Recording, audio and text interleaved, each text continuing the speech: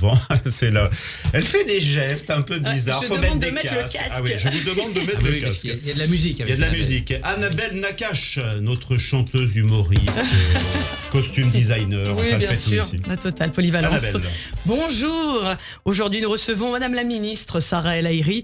Vous avez une particularité, hormis d'être une des ministres les plus jeunes, vous êtes une des seules à pouvoir remercier Jean Castex sur votre CV, parce que c'est lui qui vous a donné du boulot au gouvernement.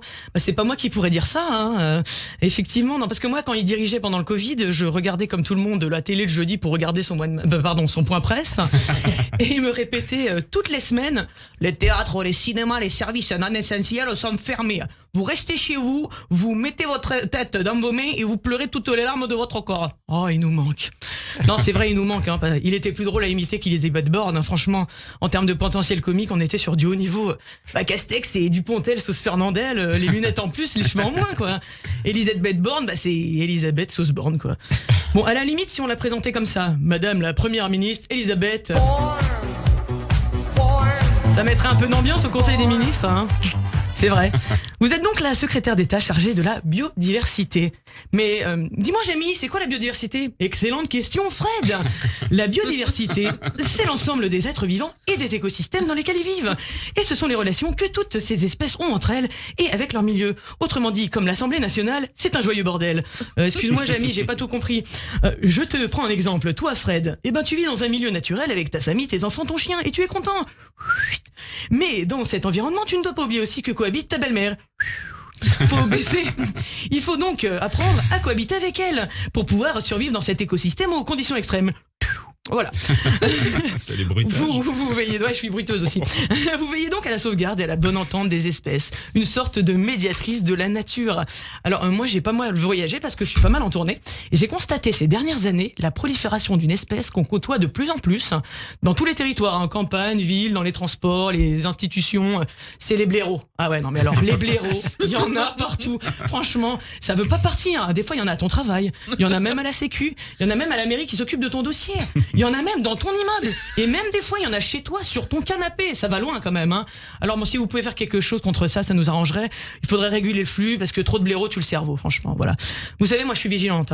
J'essaye de sensibiliser mes enfants. Je leur montre des documentaires, Nemo, Le Roi Lion, Walking Dead, sur les écosystèmes. Et donc, on a arrêté les pailles en plastique parce qu'ils préfèrent que les tortues, elles préfèrent se mettre des pailles en carton dans le nez. On donne à manger aux canards. Et puis, même chez nous, cet été, on a commencé un élevage. Ouais, de moustiques. Alors là, ça fonctionne du feu de Dieu. Ils se sentent vachement bien à la maison, visiblement. Et alors, qu'est-ce qu'ils bouffent ? Parce qu'on leur sert de la nourriture. Enfin, on leur sert de nourriture, je veux dire, évidemment. Open bar moustique. C'est vrai que la transition écologique, ce serait qu'ils transitent, mais loin de chez nous, vous voyez ? Ah, c'est pas donné à tout le monde d'être écolo. Fais comme l'écolo. Sa vie sans voiture et ça marche, l'écolo. Ça mange des graines et fruits bio, l'écolo. Mais y a un truc qui empêche d'être écolo.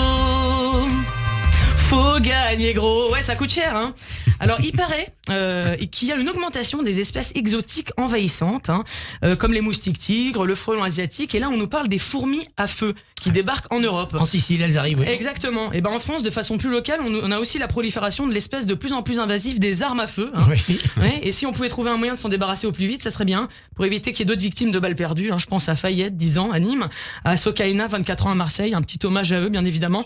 Avec le dérèglement climatique, il pleut des balles. Alors avant, on avait peur de sortir, maintenant on a peur de rester chez soi, on n'est pas sorti de l'auberge. Évidemment, faut qu'on réussisse à faire sortir le loup de la bergerie, si vous voulez. Tiens, en parlant de ça, il paraît que le nombre de loups est revu à la hausse dans les campagnes électorales. Avec la saison de la transhumance électorale, les loups candidats rôdent et font de plus en plus de victimes dans les troupeaux d'électeurs.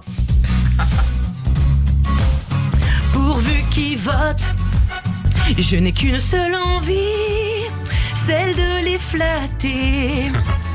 Les victimes sont si belles, je vais les entourlouper.